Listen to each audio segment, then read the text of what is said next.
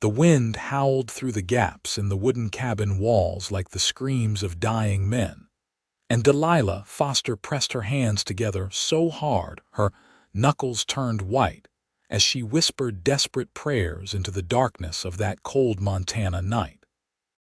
Her husband had been dead for 3 months now, killed by influenza that swept through their homestead like a plague, taking him and leaving her alone with their 5-year-old daughter Emma, and a ranch that was falling apart faster than she could mend it. The cattle were sick, half the herd already lost to some disease she could not name or cure. The bank in Sierra Vista had sent a letter last week, cold and formal, explaining that she had until the end of December to make payment on the loan Thomas had taken out 2 years prior. December was 4 days away. She had been praying every night for 2 weeks straight, begging God for something, anything, that might save them from losing everything Thomas had worked so hard to build. Emma slept fitfully in the small bed they now shared, her breathing shallow from the cough that had been plaguing her for days. Delilah could not afford a doctor. She could barely afford flour. The knock on the door came just after 10 o'clock, so sudden and loud that Delilah jumped, her heart hammering against her ribs. Nobody traveled at this hour, not in December, not in Montana when the snow fell thick and the temperature dropped low enough to kill a man in hours. She grabbed the rifle Thomas had taught her to shoot, her hands trembling as she approached the door. "Who is there?" she called out, trying to keep her voice steady. "Name is Mason Quinn, madam," came a deep voice from the other side. "My horse threw a shoe about 2 miles back. I saw your light and was hoping I might take shelter for the night. I can pay." Delilah hesitated, her finger near the trigger. A woman alone could not be too careful, but the desperation in his voice sounded genuine, and the mention of payment made her pause. She needed every cent she could get. "Step back from the door," she commanded, and she heard his boots crunch in the snow as he complied. She opened it slowly, keeping the rifle raised. The man standing in her doorway was tall, probably in his mid-20s, with dark hair plastered to his forehead from melted snow and ice crystals clinging to a thick beard.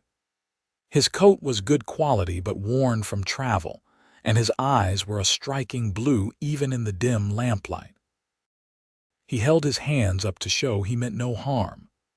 "I am sorry to disturb you this late, madam," he said, his breath coming out in white clouds. "I would not have stopped if I was not in real trouble. The cold is getting worse, and I lost my horse about a 1/4 mile from here." Damned animal panicked and ran off after throwing that shoe. Delilah studied him for a long moment, every instinct she had warring between caution and the Christian duty to help a stranger in need. Plus, he had said he could pay. "You can sleep in the barn," she finally said. "There are blankets out there, and it is warmer than being outside. $2 for the night, and I will make you breakfast before you leave." "That is more than fair," Mason said, lowering his hands slowly. "I appreciate your kindness, madam. The barn is around the back. I will bring you the blankets." She started to close the door, but he spoke again. "Madam, I hate to impose further, but do you have any water? My canteen froze solid about an hour ago." She sighed but nodded. "Wait here." Delilah kept the rifle within reach as she filled a cup with water from the bucket by the stove. When she returned to the door, Mason was right where she had left him, snow accumulating on his shoulders. She handed him the cup and he drank gratefully. "Thank you," he said. "Might I ask your name?" "Delilah Foster. This is my land." "Pleasure to meet you, Mrs. Foster, though I wish it was under better circumstances." He handed back the cup. "I will head to the barn now. Thank you again." She watched him trudge through the snow toward the barn, then closed and bolted the door. Her hands were still shaking. She set the rifle down and returned to her prayers, though her mind kept wandering to the stranger in her barn and whether she had made a terrible mistake. Morning came gray and cold. Delilah woke before dawn as she always did, extracting herself carefully from Emma's grip. Her daughter was still sleeping, her face flushed with fever but peaceful. Delilah pressed a hand to her forehead and whispered another prayer. She built up the fire and started making breakfast, using more of their dwindling supplies than she normally would have. The man had paid for breakfast, after all, and she needed to make good on her word. She made biscuits and gravy, fried some of the salted pork they had left, and put coffee on to boil. She was just plating the food when another knock came at the door, lighter this time, almost respectful. "It is Mason Quinn, madam," the voice called. "I wanted to check if that breakfast offer still stood." She opened the door to find him looking considerably better than he had the night before. He had brushed off the snow and his face was clean, the beard neatly combed. His eyes were brighter in the morning light, and she noticed a kindness in them that she had missed in the darkness. "Come in," she said, stepping aside. "Food is ready." Mason removed his hat as he entered, his eyes taking in the small cabin with its sparse furnishings and worn floorboards. His gaze landed on Emma, still sleeping in the bed, and concern flickered across his face. "Your daughter?" he asked quietly. "Yes, Emma. She has had a cough for a few days now." Delilah set a plate in front of him at the small table. "Sit. Eat before it gets cold." He sat, and she noticed how carefully he moved, as though trying not to take up too much space in her home. "This looks wonderful, Mrs. Foster. Thank you." They ate in silence for a few minutes. Delilah found herself watching him from the corner of her eye, noting the calluses on his hands, the way he ate with deliberate slowness as though savoring every bite. He caught her looking and gave her a small smile. "Best meal I have had in weeks," he said. "You are a fine cook." "It is just biscuits and gravy. Sometimes the simple things are the best things." He took a sip of coffee. "Do you run this place alone?" The question was casual, but Delilah felt herself tense. "My husband passed 3 months ago. It is just Emma and me now." "I am sorry for your loss," Mason said, and the sympathy in his voice sounded genuine. "That must be difficult, managing a ranch on your own." "We manage," she said, though the lie tasted bitter. They were not managing. They were drowning. Mason seemed to sense her reluctance to discuss it further and changed the subject. "I noticed some of your fence posts are rotting on my way to the barn this morning, and there is a hole in the barn roof that is letting snow in." "I know," Delilah said, defensive. "I have not had time to fix everything." "I was not criticizing," he said quickly. "I was going to offer my help. I am decent with repairs, and since my horse ran off, I am stuck here until I can either track it down or make it to town to buy another. I could work on some of those repairs in exchange for meals and a warm place to sleep. Save you the $2 I owe you." Delilah stared at him, suspicion warring with desperate hope. "Why would you do that?" "Because I am stuck here anyway, and I do not like sitting idle." "And because you helped me when you did not have to." He met her eyes steadily. "I promise I am not trying to take advantage. I just want to help." She wanted to say no, wanted to send him away because accepting help from a stranger felt dangerous and foolish. But the fence posts did need replacing, and the barn roof was only going to get worse, and she was so tired of trying to do everything herself. "1 week," she finally said. "You can stay 1 week and fix what you can. I will feed you and you can sleep in the barn. After that, you move on."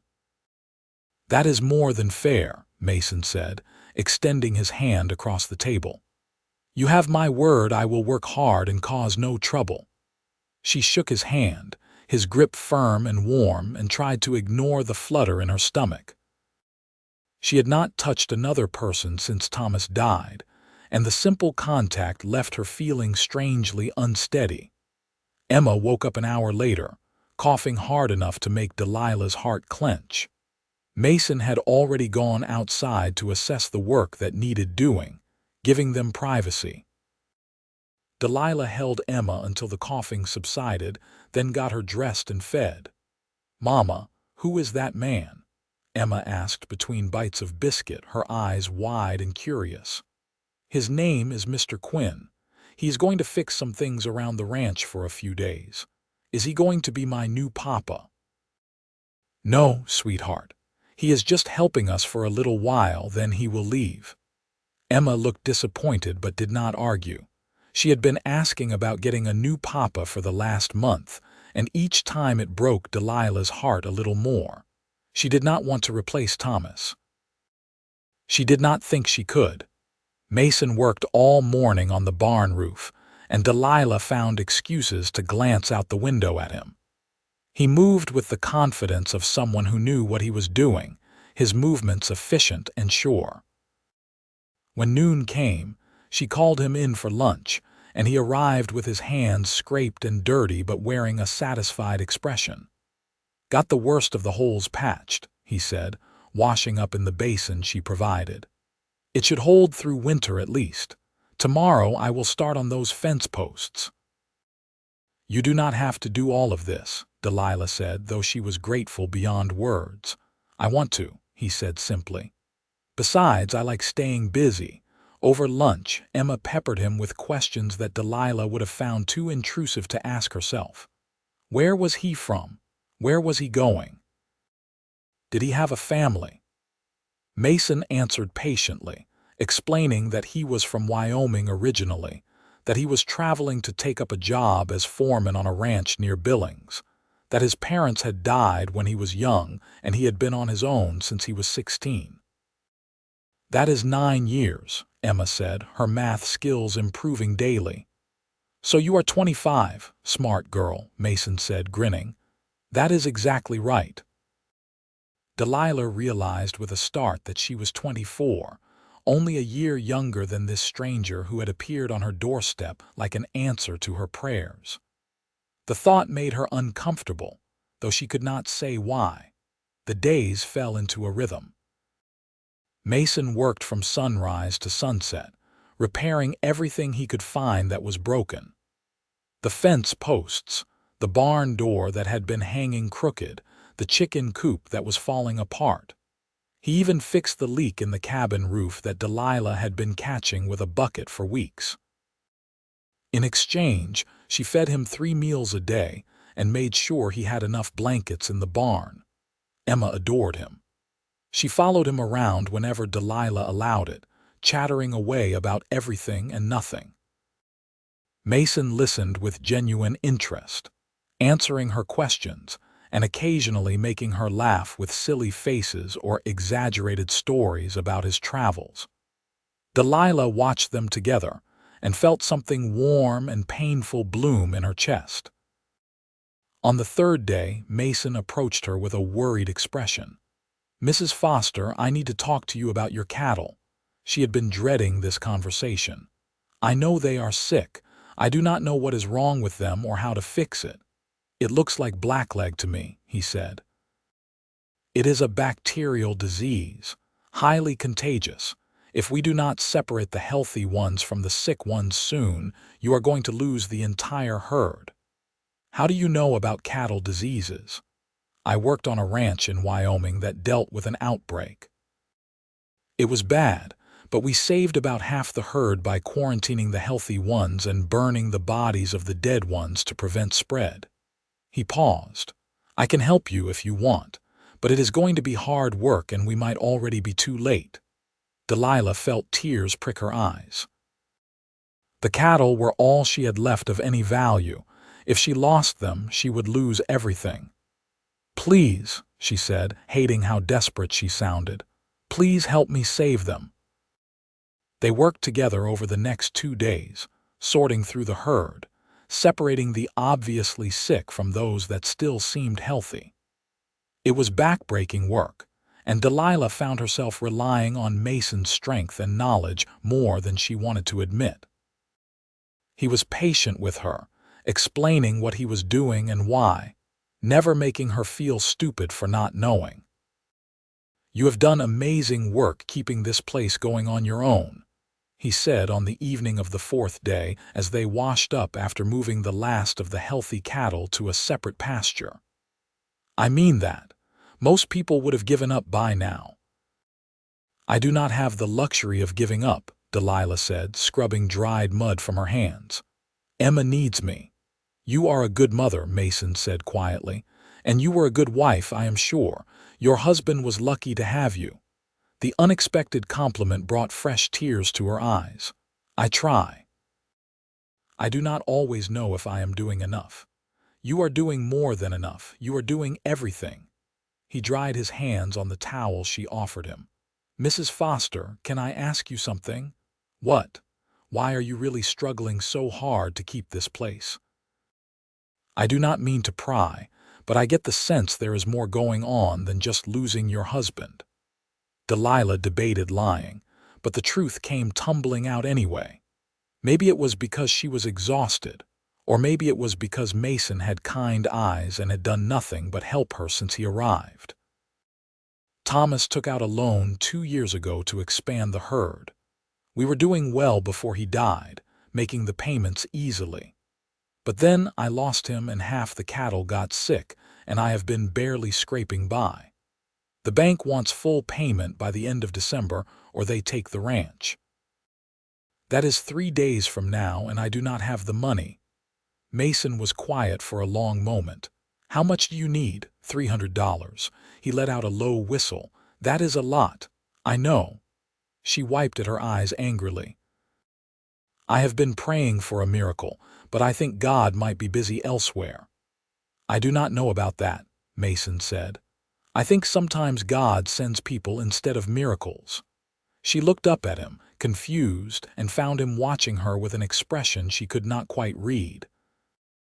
"I have money saved," he said slowly. "Not a lot, but some, about $200. I was going to use it to buy my own land eventually, but I could lend it to you." Delilah's heart stuttered. "I could not possibly accept that." "Why not?" "Because you barely know me." "Because I have no way to pay you back any time soon. Because it is too much." "Let me worry about that," Mason said. "As for paying me back, we can work something out. Maybe I stay on here and work for room and board, help you get this place profitable again. We split the profits until the debt is paid off. You have a job waiting for you in Billings. I can send a telegram explaining I had a change of plans. Jobs come and go. Helping someone keep their home feels more important." He stepped closer, his expression earnest. "Please let me help you, Mrs. Foster. I want to." Delilah felt like she could not breathe. "Why? Why would you do this for us?" Mason was quiet for a moment, then said softly, "Because I know what it is like to lose everything and have nobody to help. Because your daughter reminds me of my little sister before she died. Because you opened your door to me when you had every reason not to." He paused. "And because I have grown to care about what happens to you both." The admission hung in the air between them. Delilah felt her face flush, emotions warring inside her. Gratitude, hope, fear, and something else she was not ready to name. "I do not know what to say," she whispered. "Say yes," Mason said. "Let me help you." She looked into his eyes and saw only sincerity. Against every cautious instinct she possessed, she nodded. "Yes. Yes, all right, thank you." The relief on his face was palpable. "We will go to town tomorrow and deal with the bank. Everything is going to be all right, Mrs. Foster, I promise." That night, after Emma was asleep and the cabin was quiet, Delilah knelt by her bed and prayed again. But this time, her prayers were different. This time she was thanking God instead of begging him. The trip to Sierra Vista took most of the morning. Mason borrowed a horse from a neighboring ranch, and Delilah drove their wagon with Emma bundled up beside her. The town was small but bustling with activity, people preparing for Christmas celebrations just days away. Delilah felt disconnected from their joy, her nerves about dealing with the bank overshadowing everything else. The bank manager, A thin man named Mr. Hartley with cold eyes and a calculating expression looked surprised to see her. He looked even more surprised when Mason counted out $200 in cash on his desk. "This is half the payment," Delilah said, trying to keep her voice steady. "I can get you the rest within 2 months if you extend the loan." Mr. Hartley stroked his mustache, his eyes moving between Delilah and Mason. "And who might you be?" he asked Mason. "Mason Quinn. I am Mrs. Foster's new business partner. We will be running the ranch together going forward." "Business partner," Mr. Hartley repeated, his tone suggesting he did not believe it. "How convenient." Delilah felt her cheeks burn, but Mason remained calm. "Is the payment acceptable or not?" "Because if your bank will not work with us, I am sure we can find someone else who will be happy to collect the interest on the remaining $100. Mr. Hartley's expression soured, but he nodded. "Fine. 2 months. But if you miss that payment, I will foreclose immediately." "No more extensions." "Understood," Delilah said. They left the bank with a signed agreement, and Delilah felt like she could breathe for the first time in months. Mason suggested they celebrate with lunch at the town's only restaurant, and Delilah agreed, feeling reckless with relief. Over plates of roast chicken and potatoes, Emma chattered happily about all the Christmas decorations in the shop windows. Delilah watched Mason listening to her daughter with genuine interest and felt something shift inside her. This man had saved them. He had given up his own plans and his own money to help strangers, and he was asking nothing in return except the chance to work hard. "Why did you really do it?" she asked him quietly while Emma was distracted by a piece of pie the waitress had brought over. Mason looked at her, his blue eyes serious. "I told you the truth. I wanted to help. But there has to be more to it than that. Nobody just gives up their life savings for strangers." He was quiet for a moment, his fingers tracing patterns on the table. "When I was 12, my parents died in a fire that destroyed our home. My little sister Sarah was 10.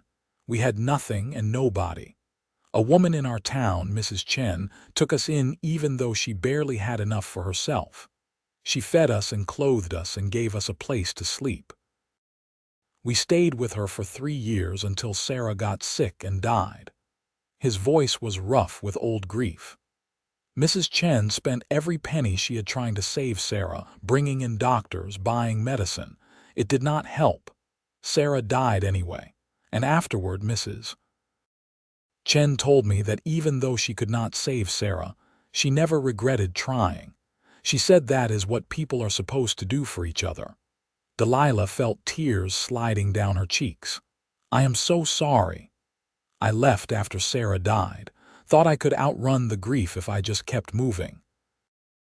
I have been drifting from job to job for 9 years now, never staying anywhere long, never letting myself care too much about anyone." He met her eyes. "But then, I knocked on your door and saw you standing there with that rifle, so scared but trying to be brave. And I met Emma, who is about the age Sarah would have been if she had lived. And I thought maybe this is why I ended up here. Maybe this is my chance to do for someone else what Mrs. Chen did for us." Delilah reached across the table and took his hand. "Thank you," she whispered, "for everything." His fingers curled around hers, warm and solid. "You are welcome." They rode back to the ranch in comfortable silence, Emma dozing against Delilah's shoulder. The sun was setting by the time they arrived, painting the snow-covered fields in shades of gold and pink. Mason helped her down from the wagon, his hands steady on her waist, and for a moment they stood close together, their breath mingling in the cold air. "I should get Emma inside," Delilah said, but she did not move. "Yeah," Mason agreed, but he did not let go. They stood like that for another heartbeat, then 2, before Emma stirred and the moment broke. Mason stepped back, clearing his throat, and Delilah busied herself with gathering their things from the wagon. That night, after Emma was asleep, Delilah found herself unable to settle. She kept thinking about Mason's hands on her waist, the warmth of his body so close to hers, the way he had looked at her in the fading light. She had not thought about a man that way since Thomas died. Part of her felt guilty for it. But another part, a part that was growing stronger each day, whispered that maybe it was all right to feel this way. That maybe Thomas would not want her to be alone forever. The next few weeks passed in a blur of hard work and quiet companionship. With the bank payment extended, Delilah felt like she could finally breathe again. Mason proved to be as good as his word, working tirelessly to improve the ranch. He helped her treat the sick cattle, buried the ones that did not make it, and started making plans for how to rebuild the herd in the spring. Emma's cough finally cleared up with rest, and the medicine Mason bought in town with the last of his personal money. Watching him sit by her daughter's bedside, telling her stories to keep her mind off feeling poorly, made Delilah's heart ache with complicated emotions. They fell into routines. Mason would wake before dawn and do the heavy chores, feeding the animals and checking the fences. Delilah would make breakfast and they would eat together, the three of them around the small table like a real family. Emma would play or do the lessons Delilah taught her while they worked, and in the evenings they would gather by the fire. Mason taught Emma to whittle small animals from scraps of wood, and Delilah found herself watching them more than she worked on her mending. Christmas came quietly. They had little money for presents, but Delilah made Emma a new dress from fabric she had been saving, and Mason carved her an entire set of small wooden animals to go with the ones they had been making together. For Delilah, he had fashioned a beautiful wooden box with roses carved into the lid. "For keeping things safe," he said when he gave it to her, almost shy. "It is beautiful," she whispered, running her fingers over the intricate carving. "Thank you." She had made him a new shirt, working on it late at night after Emma and Mason were both asleep. She had not made a shirt for a man since Thomas died, and her hands had trembled as she sewed, but the look on Mason's face when he opened the simple package made every stitch worth it. "I do not know what to say," he said, holding the shirt up. "This is too much." "You gave us everything," Delilah said. "A shirt is nothing." "It is not nothing," he said firmly. "It is the first real gift anyone has given me in years. Thank you, Mrs. Foster." "Delilah," she said impulsively. "You should call me Delilah." "We are partners after all, and you have been here over a month now." Mrs. Foster seems too formal. Something warm flickered in his eyes. "Delilah," he repeated, and the way he said her name made her stomach flip. "All right, and you should call me Mason." Emma insisted they celebrate Christmas properly, so they made cookies and sang carols. And for a few hours, Delilah let herself forget about all the hardship and just enjoy the moment. Mason had a surprisingly good singing voice, and Emma was delighted when he taught her a song his mother used to sing. That night, after Emma was finally asleep, exhausted from excitement, Delilah walked outside to find Mason sitting on the porch steps despite the cold. "You will freeze out here," she said, wrapping her shawl tighter around herself. "I wanted to see the stars," he said. "They are beautiful tonight." She sat down beside him, close enough that their shoulders almost touched. The sky was indeed spectacular, a vast expanse of glittering lights unmarred by clouds. "Thank you for today," she said quietly. "Emma has not been that happy since before Thomas died." "She is a wonderful kid," Mason said. "You have done a beautiful job raising her." "I worry sometimes that I am not enough, that she needs a father." The words slipped out before Delilah could stop them. Mason turned to look at her, his expression serious in the starlight. "You are more than enough, but Emma is not the only one who deserves happiness, Delilah. So do you." Her heart was pounding. "What are you saying?" I am saying that I care about you. More than I should, probably, given that I have only been here a month, but I cannot help it." He reached out and gently tucked a strand of hair behind her ear, his fingers lingering against her cheek. "I think about you all the time. I find excuses to be near you. When you smile, it feels like the sun coming out." Delilah could barely breathe. "Mason, I do not know if I am ready for this. Thomas has only been gone a few months. I know, and I am not asking you to make any decisions right now. I just wanted you to know how I feel." His hand dropped back to his side. "I will wait as long as you need. And if you decide you do not feel the same way, I will respect that, but I had to tell you the truth." She looked at him, at this man who had appeared on her doorstep like a miracle, who had given up everything to help her, who had brought joy back into her daughter's life. And she realized that somewhere along the way, she had started falling in love with him. "I do feel the same way," she whispered. "That is what scares me. I did not think I could feel this way about anyone except Thomas. Thomas was your husband and you loved him. That does not go away just because he died, but that does not mean you cannot love someone else too." Mason took her hand carefully as though she might break. "Love is not a finite resource, Delilah. You have room in your heart for both of us." She turned that over in her mind and slowly she nodded. "You are right. I think you are right. So what do we do now?" he asked, a hint of uncertainty in his voice. Delilah took a deep breath, then leaned forward and kissed him. It was brief and gentle, just a soft press of lips, but it sent warmth flooding through her entire body. When she pulled back, Mason was staring at her with wonder. "We take it slow," she said. "We see where this goes, and we figure it out together." The smile that spread across his face was like sunrise. "I can work with that." They sat together on the porch until the cold drove them inside, hand in hand, watching the stars wheel overhead. When Delilah finally went to bed that night, she felt something she had not felt since Thomas died. She felt hope. January arrived with bitter cold and heavy snow, but the ranch felt warmer than it had in months. Mason moved his things from the barn into the cabin, sleeping on the floor by the fire at Delilah's insistence. Emma was thrilled with the arrangement, treating Mason like the father she had been asking for. They worked together during the day, their partnership becoming stronger as they learned each other's rhythms and habits.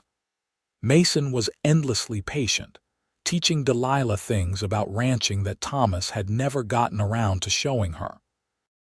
She taught him how to manage the household accounts and plan meals with limited supplies. They complemented each other in ways that felt natural and right. In the evenings, they would sit by the fire and talk about everything and nothing. Mason told her about his travels, the places he had been and the things he had seen.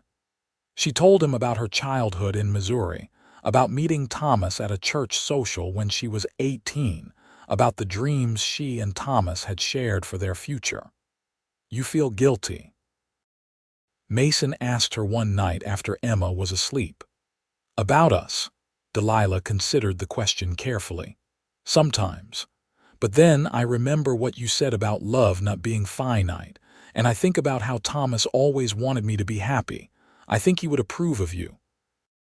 "I hope so," Mason said quietly. "I want to be worthy of you both, you and Emma." "You are," Delilah said firmly. "You are more than worthy." He kissed her then, deeper than the first time, his hands gentle on her face. Delilah felt herself melting into him, all the loneliness and fear of the past months dissolving in the warmth of his embrace.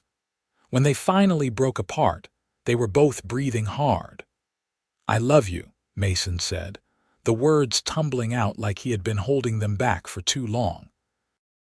"I know it is too soon and I should not say it yet, but I do. I love you, Delilah." She felt tears slide down her cheeks, but they were happy tears. "I love you too," she whispered. "I think I have for a while now." They held each other by the firelight, and Delilah sent up a silent prayer of thanks to God and to Thomas, wherever he was, for sending her this second chance at happiness. February brought the first signs of spring thaw, and with it came new challenges. The remaining $100 they owed the bank was due at the end of the month, and despite their best efforts, they were still short by about $40. Delilah tried not to panic, but the fear was always there, lurking beneath the surface. Mason worked himself harder than ever, taking on odd jobs in town whenever he could spare the time. He repaired roofs, fixed wagons, did anything people would pay him for. Delilah sold eggs and butter and anything else she could spare. Emma even helped, collecting kindling to sell in town for a few pennies. 2 weeks before the payment was due, Mason came home with news. There is a cattle auction in Billings next week. If we can get some of our healthy cattle there, we might be able to sell them for enough to cover what we need. It is a risk, Delilah said. What if we cannot get a good price? It is a risk, Mason agreed. But I think it is our best option. We have been careful with the herd and the healthy ones are in good shape. They should fetch a decent price. They decided to try it. Mason and Delilah spent the next several days selecting the best cattle and preparing them for the journey. Emma stayed with a neighbor woman, Mrs. Patterson, who Delilah trusted. The goodbye was tearful, with Emma clinging to both of them and making them promise to come back soon. The trip to Billings took 3 days, driving the cattle slowly to keep them in good condition. They camped under the stars, taking turns keeping watch over the herd. On the second night, lying close together for warmth, Mason asked Delilah to marry him. "I know we have not been courting long," he said, his voice rough with emotion. "And I know you might want to wait longer, honor Thomas's memory proper. But I love you, Delilah. I want to spend the rest of my life with you and Emma. I want to build a real family with you. Will you marry me?" Delilah's heart felt like it might burst. "Yes," she said, laughing and crying at the same time. "Yes, I will marry you." He kissed her under the stars, and Delilah felt complete in a way she had not since Thomas died. This was different from what she had with Thomas, but it was no less real, no less powerful. Mason had come into her life when she needed him most, and he had given her everything without asking for anything in return. She could not imagine her future without him in it. The auction went better than they hoped. The cattle were in prime condition, and several buyers bid aggressively. When the dust settled, they had made enough to cover the remaining bank payment with a little left over. Mason and Delilah celebrated quietly in their hotel room that night, holding each other and making plans for their future. They married in early March, a simple ceremony in the small church in Sierra Vista with Emma as their witness. Delilah wore her best dress, and Mason wore the shirt she had made him for Christmas. The preacher, an elderly man named Reverend Matthews, seemed pleased to be officiating a happy occasion. "Do you, Mason Quinn, take this woman to be your lawfully wedded wife?" he asked. "I do," Mason said, his eyes never leaving Delilah's face.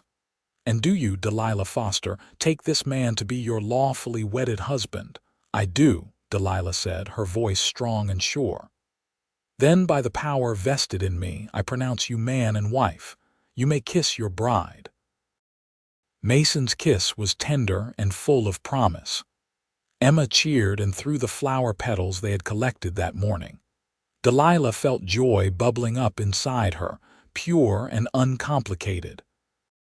They celebrated with a simple meal at the restaurant in town, the same one where they had eaten the day they dealt with the bank. Emma chattered excitedly about how she finally had a new papa, and Mason promised her that he would never leave them. "You are stuck with me now," he told Emma, grinning. "I hope you know that." "Good," Emma said firmly. "I like you being here." That night, after Emma was asleep, Mason and Delilah lay together in the bed that had once been hers and Thomas's. She had worried it might feel strange or wrong, but it did not. It felt right. Mason was gentle and patient, and when they came together it felt like a new beginning, a promise of all the good things to come. Afterward, lying in his arms, Delilah whispered, "Thank you for knocking on my door that night." "Thank you for opening it," Mason whispered back. "You saved me just as much as I saved you." Spring arrived in full force, bringing with it renewal and hope. The ranch began to thrive under their joint management. They bought new cattle with the money they had left from the Billings auction and planned to expand the herd even further. Mason proved to have a good head for business, and together they made decisions that strengthened their position. Emma bloomed under Mason's attention. He taught her to ride a horse, to recognize different animal tracks, to fish in the creek that ran through their property. She started calling him Papa without being prompted, and the first time she did it, Delilah saw tears in Mason's eyes. In late April, Delilah realized she was pregnant. The discovery filled her with a complicated mix of emotions. Joy, because she wanted Mason's child. Fear, because she remembered how difficult pregnancy and birth had been with Emma. And a strange sort of guilt, as though having another child was somehow betraying Thomas's memory. She told Mason that evening after Emma was in bed. He stared at her for a long moment, then swept her into his arms, laughing and spinning her around. "We are going to have a baby," he said, his voice full of wonder. "Delilah, we are going to have a baby." "Are you happy?" she asked, needing to hear him say it. "Happy does not even begin to cover it," he said, setting her down carefully and placing a hand on her still flat stomach. "I am going to be a father, a real father." "You are already Emma's father in every way that matters," Delilah said. "I know, but this is different too. This is ours, yours and mine together." He kissed her softly. "Thank you for this gift." The pregnancy progressed smoothly. Mason was attentive to the point of being overprotective, constantly worrying about her doing too much work. Delilah found it endearing even when it was frustrating. Emma was excited about becoming a big sister and helped prepare by gathering baby clothes from neighbors and sewing tiny blankets with Delilah. Summer was busy with the ranch work, but they managed. They hired a young man from town, Daniel Sanders, to help with the heavy labor, and he proved to be a good worker. The cattle herd grew strong and healthy, and they even started raising chickens to sell eggs in town regularly. In July, Mrs. Patterson and some of the other women from town organized a quilting bee for Delilah, making her a beautiful baby quilt in shades of yellow and green. It touched Delilah deeply, this evidence that she and Mason had been accepted into the community, that they were no longer seen as just the widow and the drifter, but as a real family. The baby came in late November, 2 days before Thanksgiving. The labor was hard but shorter than with Emma. Mason stayed by her side the entire time, holding her hand and whispering encouragement. Mrs. Patterson served as midwife, her capable hands guiding the baby into the world. "It is a boy," she announced, and placed the squalling infant on Delilah's chest. Delilah looked down at her son, at his red face and tiny fists, and felt love crash over her like a wave. Mason leaned over them both, his face wet with tears, and kissed first Delilah's forehead and then the baby's. "What should we name him?" Delilah asked. "What about Thomas?" Mason suggested quietly, "After your first husband, to honor his memory." The offer touched Delilah so deeply she could barely speak. "Are you sure?" "I am sure. He was Emma's father and he was your husband. He deserves to be remembered. And maybe Thomas Quinn can carry forward the best parts of both the men who loved you." So they named him Thomas, and Mason held his son with a reverence that made Delilah fall in love with him all over again. Emma was fascinated by her baby brother, wanting to help with everything. She fetched clean cloths and sang to him when he cried, and announced to anyone who would listen that she was the best big sister in Montana. Thanksgiving that year was a true celebration. They had so much to be thankful for. The ranch was thriving, their family was healthy and happy, and they had built a good life together. Mason said a prayer before the meal, thanking God for bringing them all together, for second chances, and for the miracle of love. The years that followed were not without challenges, but they faced everything together. There were hard winters and dry summers, sick cattle and broken equipment, moments of worry and stress. But through it all, Delilah and Mason stood side by side, their love growing deeper with each passing season. Emma grew into a capable young woman, smart and kind, who helped run the ranch with the same dedication her parents showed. Thomas, called Tommy by everyone, was a sweet-natured boy who loved animals and spent hours following his father around, learning everything Mason could teach him. When Tommy was 3, Delilah gave birth to twin girls, Grace and Ruth. Mason joked that their family was complete now, that they had enough children to run the ranch for generations. Delilah agreed, though she sometimes thought that even if they had a dozen more children, it would still feel like a blessing. On their 10th wedding anniversary, Mason surprised Delilah by taking her back to the restaurant in Sierra Vista, where they had celebrated saving the ranch all those years ago. "I wanted to remind you of where we started," he said as they sat across from each other, "of how far we have come." "I do not need reminding," Delilah said, reaching across the table to take his hand. "I think about it every day, about how I was praying for a miracle and you knocked on my door." "I was the one who needed a miracle," Mason said. "I had been drifting for so long, not belonging anywhere or to anyone. You gave me a home and a family and a purpose. You gave me everything." "We gave each other everything," Delilah corrected gently. They ate and talked and remembered, and when they returned home that night, their children ran to greet them, all talking at once about what they had done while their parents were away. Delilah looked around at her family, at the home they had built together, and felt her heart overflow with gratitude. That night, after the children were all asleep, Delilah and Mason stood on the porch looking out at the ranch. The barn had a new roof and fresh paint. The fences were strong and well maintained. The cattle grazed peacefully in the pastures. Everything Thomas had built and she had fought to keep had been preserved and improved, and there was so much more now. There was love and laughter and hope. "You ever regret it?" Delilah asked quietly. "Giving up your plans to help us?" "Not for a single second," Mason said, pulling her close. "This is exactly where I was meant to be, with you, with our family. This is home." Delilah leaned into him, breathing in the familiar scent of him, feeling the steady beat of his heart against her cheek. "I love you," she said. "I love you too," he said. "Always." The years continued to pass, each one bringing new joys and new challenges. Emma eventually married a good man from a neighboring ranch, and they built a home not far from her parents.